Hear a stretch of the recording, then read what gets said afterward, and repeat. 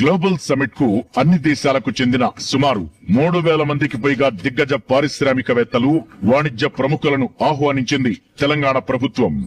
Bharat future సిటీలో Bollywood hero Ajay Devgan ప్రపంచ స్థాయి ఫిల్మ్ సిటీని ఏర్పాటు చేసేందుకు ముందుకొచ్చారు.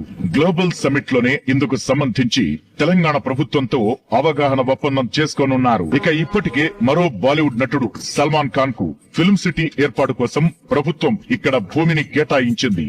రిలయన్స్ గ్రూప్ అనుబంధ సంస్థ వంతారా కూడా తెలంగాణలో పెట్టుబడులు పెట్టేందుకు ఆసక్తి చూపుతోంది. వంతారా ప్రాజెక్ట్ రాష్ట్ర పర్యాటక రంగానికి కొత్త ఊపు ఇస్తుందని ప్రభుత్వం భావిస్తోంది. వీటితో పాటు విలాసవంతమైన క్యాటరింగ్ సేవలకు పేరుగాంచిన ఫుడ్లింక్ F&B హోల్డింగ్స్ కంపెనీ 3000 కోట్ల పెట్టుబడితో ఫ్యూచర్ సిటీలో 3 స్టార్ హోటళ్లను నిర్మించనుంది.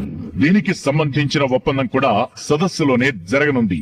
దీంతో భారత్ ఫ్యూచర్ సిటీలో మౌలిక వసతుల ఏర్పాటుకు, విద్య, ఉద్యోగ ఉపాధి అవకాశాలకు కేంద్ర బిందువు కానుందని అధికారులు చెబుతున్నారు.